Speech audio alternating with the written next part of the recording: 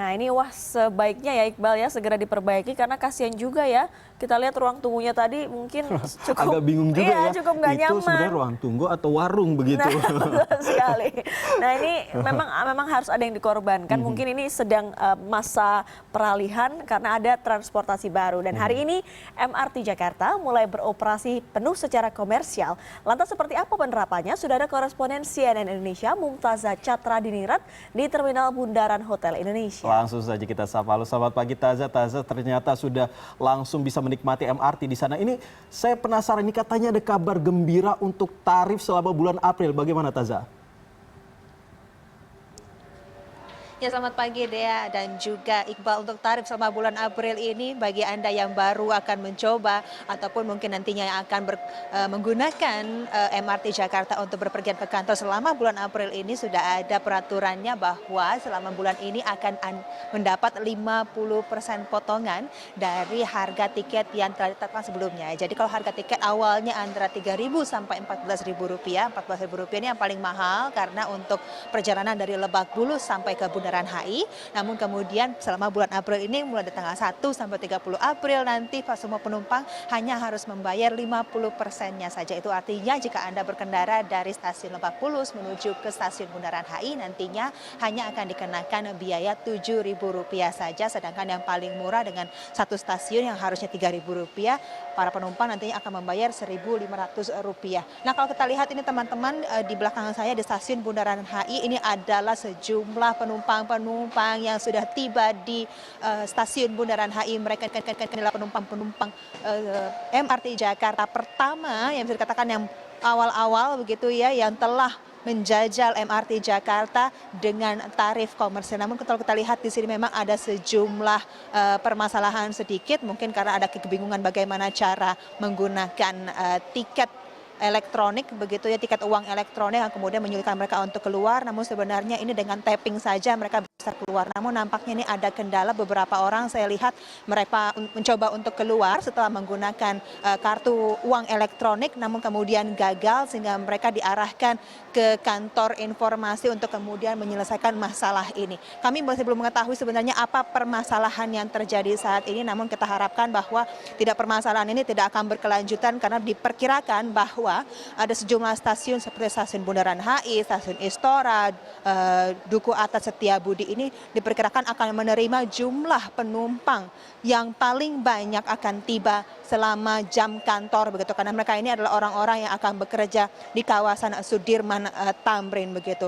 Namun kemudian ini saya lihat kebanyakan mereka menggunakan kartu uang elektronik, bukan menggunakan kartu single trip MRT Jelajah, karena memang untuk saat ini kebanyakan mereka sudah memiliki kartu uang elektronik ataupun e-money, Breezy dan lain sebagainya. Sedangkan sebenarnya bagi yang belum memiliki kartu uang elektronik, mereka sebenarnya sudah bisa membeli kartu single trip Jelajah. Namun untuk yang kartu multi trip hingga saat ini masih belum dapat dipergunakan karena memang hingga saat ini perizinan terkait dengan kartu Jelajah multi trip masih belum dikeluarkan, sehingga para pengguna MRT hanya dapat menggunakan kartu uang elektronik ataupun kartu single trip MRT Jelajah. Dea, Iqbal.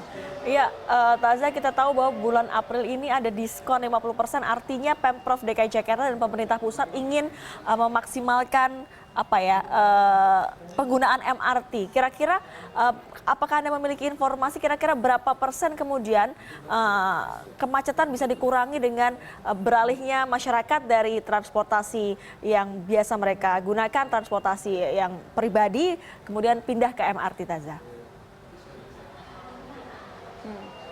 Memang targetnya berada di angka 30%-an, Dea.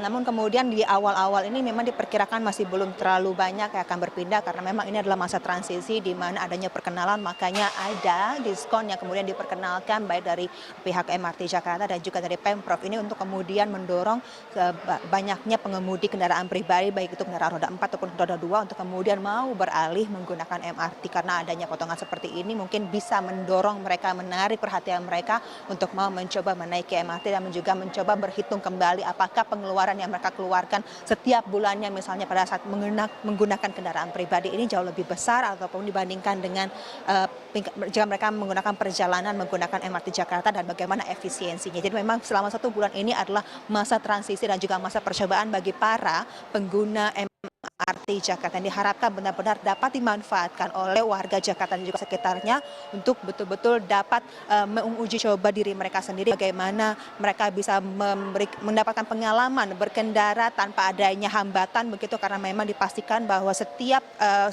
menit sekali kereta MRT ini akan sudah ada di setiap stasiun. Mereka akan berangkat, lalu kemudian dari stasiun yang paling ujung dari Lebak Bulus menuju ke Bundaran HI ini dipastikan dalam waktu 30-an menit sudah sampai begitu. Itu artinya bahwa 40 menit diperkirakan maksimal mereka sudah bisa tiba dari Lebak Bulus menuju ke stasiun Bundaran HI dan juga sebaliknya. Mungkin dengan adanya potongan harga seperti ini diharapkan mereka mau beralih.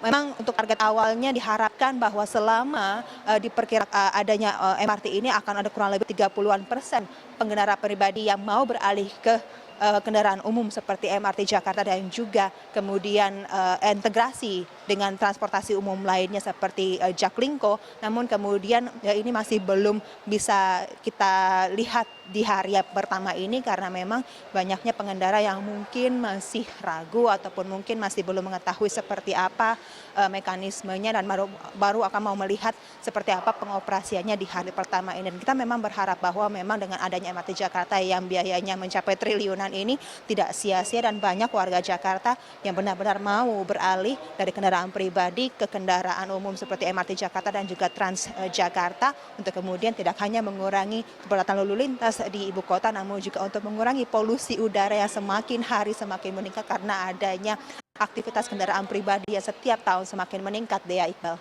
Baik, Mumtazat Chatradiningrat, terima kasih sudah berbagi informasi dengan kami dan tentunya kita juga berharap agar semuanya berjalan dengan baik sehingga masyarakat juga semakin mau untuk beralih menggunakan transportasi massal yang baru ini. Betul sekali, Iqbal. Kami ajak